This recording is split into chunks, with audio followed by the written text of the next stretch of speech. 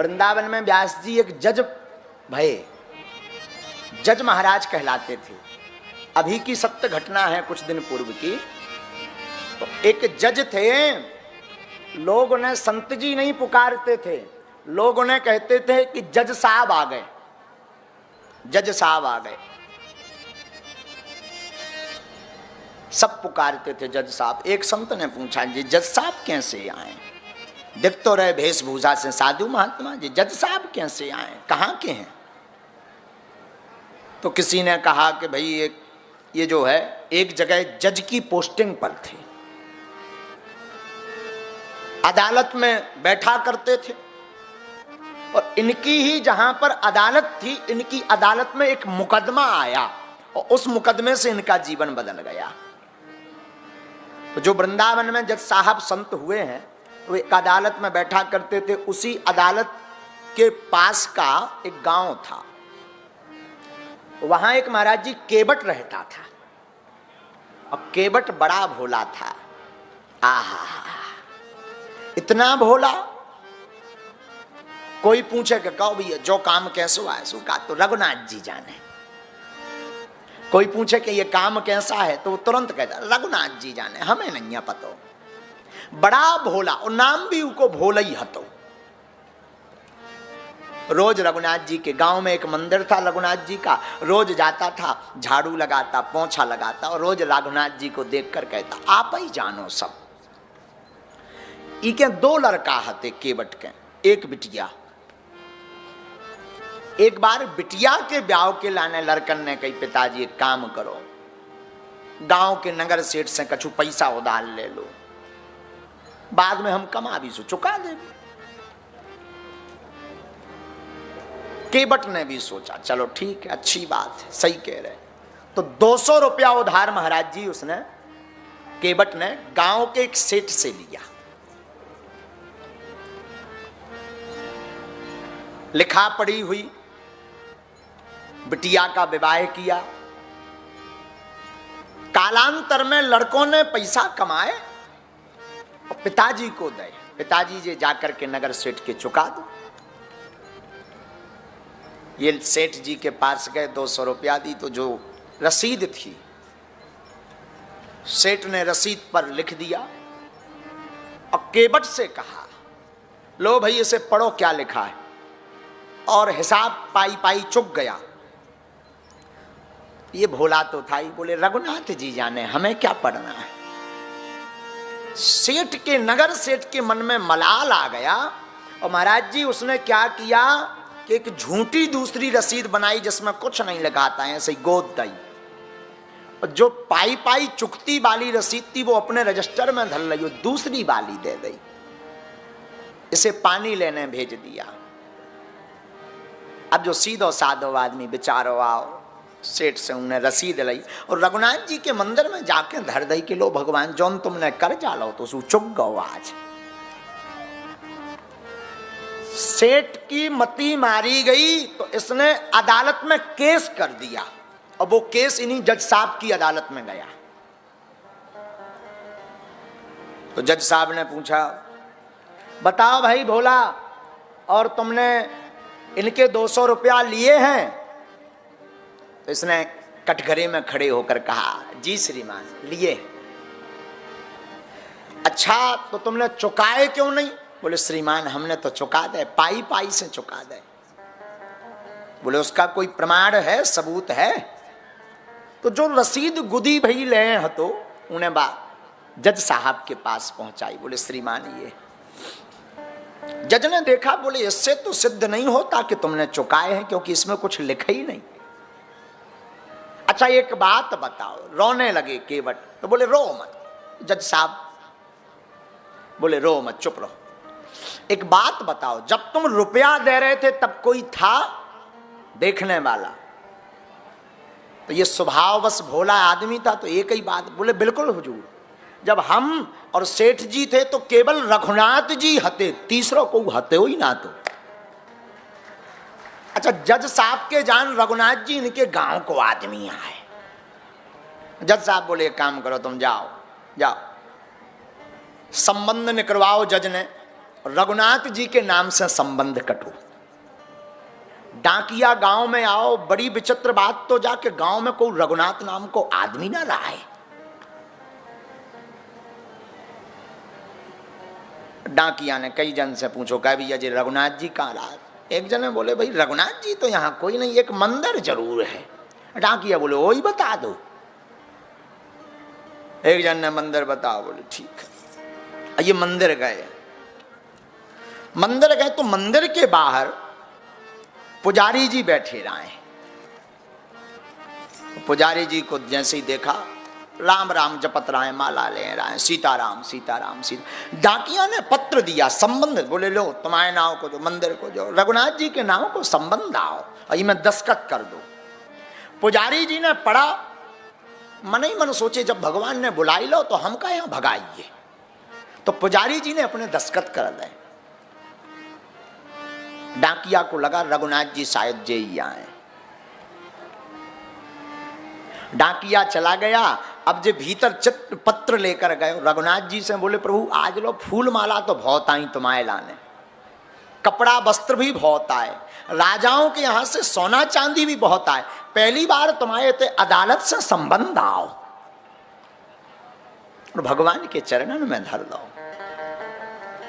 केवट को बुलाया, बोले क्यों ये है क्या?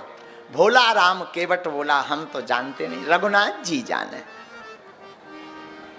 पुजारी जी समझ गए कि केवट को फंसाया गया। तीसरे दिन अदालत में पेशगी थी, गवाह गुजरने थे। केवट ने कहा भाई हम पैदल जाते हैं, तो पुजारी जी ने कहा तुम एक दिन पहले निकल जाओ। इसने भोजन रसोई महाराज जी बनाई और अदालत निकल गया।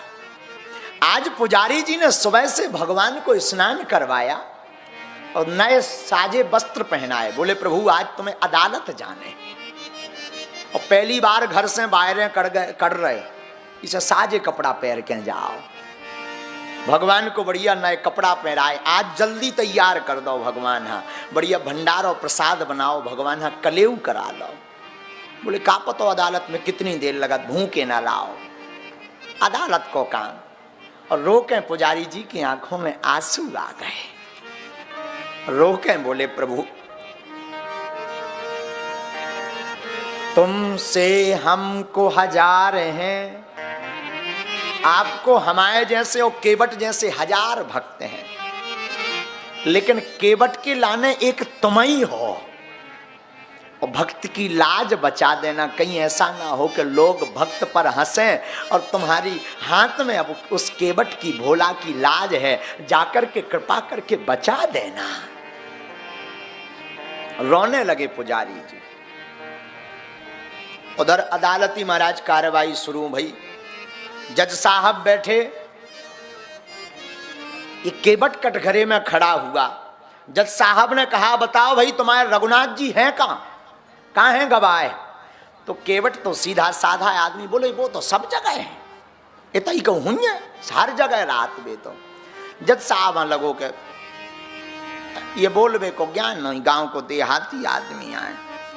तो पुकार लगवाई, तो जो चपरासी होता है उसने पुकार लगाई, रघुनाथ हाजिर हो, रघुनाथ हाजिर हो, हाजिर हो, हाजिर हो। ऐसे 3 नारे जो लगाए हैं, 3 बार पुकारा, रघुनाथ हाजिर हो, रघुनाथ हाजिर हो, हाजिर हो, हाजिर हो। ऐसे 3 नारे जो लगाए हैं तो क्या हुआ? चाल लटपटी सी, एक वृद्ध की झुकी सी देह, दुपटी फटी सी, शीश बांधे धर आए हैं, हाथ में छड़ी पड़ी, तुलसी की ही माल माथे पर, रोली का चंदन चढ़ाए हैं, और साहब के सामने विनीत चपरासी के साथ आज रघुनाथ जी गवाह बनकर आए।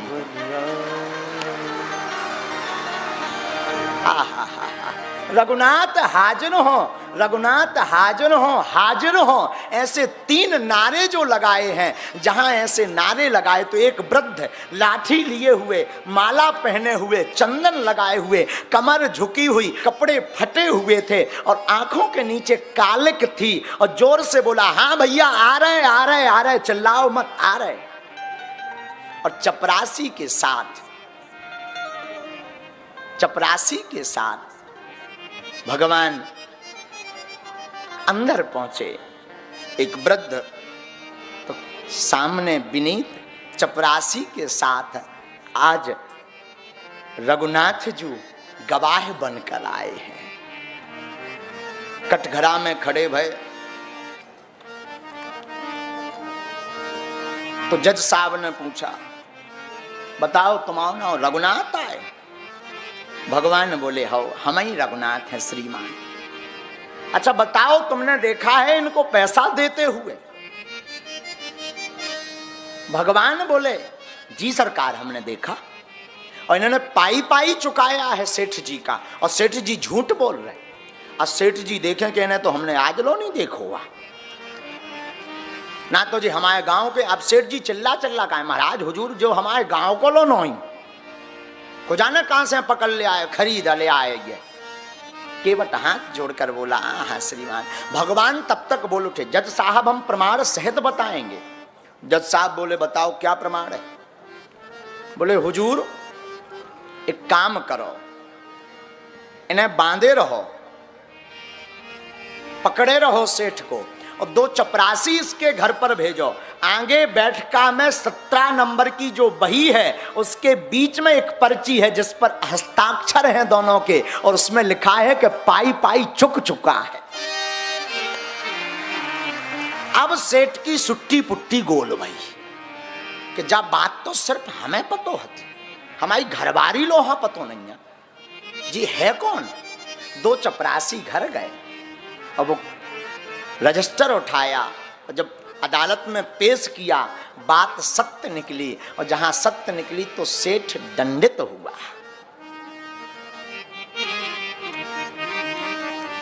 जज साहब भीतर चैम्बर में गए तो केवटवा को बुलाया, केवट इधर आओ। केवट अंदर आए, और एक बात बताओ जी रघुनाथ जी रहते कहाँ हैं? केवट बोलो, जहां हम रहते। तो बोले, तुम कहां रहते? बोले, जहां रघुनाथ जी रहते। बोले, भाई टेढ़ी टेढ़ी सीधी बताओ। बोले, ये इनका मकान कहाँ है? बोले, मकान नहीं है, इनको मंदिर है। तो बोले, इनका मंदिर कौन सा है? बोले, रघुनाथ मंदिर। तो बोले, अच्छा अच्छा, ये मंदिर इन्होंने बनवाया है? बोले, नहीं इनका बना है, इन्होंने बनवाया, इनका मंदिर बना है। बोले, सीधी सीधी बताओ। बोले, श्रीमान हम पढ़े लिखे लोगों को समझाना बड़ा मुश्किल है, सीधी सी बात है, जो मंदिर में रहते हम इनके यहाँ पर झाड़ू पोंछा करते। बोले, आखिर हैं कौन? बोले, ये वही रघुनाथ जी हैं जिनके नाम से रघुनाथ मंदिर है। आहा हा हा हा। जैसे ही जज साहब ने ये सुना तो आंखों से आंसू आ गए। सुख सारद शेष गणेश नारद हूं के नहीं ध्यान में आते रहे। आहा, देखो तो नारद जी, शेष, गणेश बड़ी बड़ी साधनाएं करते, तब भी चित्त में भगवान नहीं जाते। सुख आज विनीत अदालत में केवटवा के गवाह कहाते रहे। आहा, बड़े बड़े अमलात्मा, विमलात्मा, महात्मा खूब ध्यान करते पर उनके चित्तन में नहीं जाते। पर धन्य है आज केवटवा के गवाह बनकर के भगवान जगदीश खड़े रहे, जगन्नाथ खड़े रहे, और जज साहब को सत्यता का बोध करवाते हुए समझाते रहे। सुखी धो के हूँ दर्शित कावयो, दुख नाही भयो तज जाते रहे। हर कुर्सी पे बना जज बैठा रहा, वो जगदीश खड़े समझाते रहे। जगदीश खड़े समझाते रहे। कुर्सी पे बना जज बैठा रहा, जगदीश खड़े समझाते रहे। जिनकी अदालत में सब हाजिरी लगाते हैं और आज भगवान एक साधारण अदालत में गवाह बन करके आए। और जैसे ही जज साहब ने सुना तो रोने लगे, आंख भरे आई, आंसू टप टप गिरने लगे और उसी दिन उन्होंने इस्तीफा दे दिया। और श्रीमान आपको आश्चर्य होगा, ब्रजधाम वृंदावन आकर के जीवन पर्यंत वो ठाकुर जी के चरणों में लौटते रहे। बड़ी विचित्र बात तो यह है कि वो कभी मंदिर में अंदर नहीं जाते थे, बाहर से ही धूल को लगा लेते थे माथे पर और चले जाते थे। बोले क्यों? बोले मैं आ तो गया हूं मगर जानता हूं तेरे दर पे आने के काबिल नहीं हूँ। प्रभु मैं आ तो गया हूं मगर जानता हूं, मैं आ तो गया हूं मगर जानता हूं तेरे दर पे आने के काबिल नहीं हूँ। आ तो गया हूँ मगर जानता हूँ। आ तो गया हूँ मगर जानता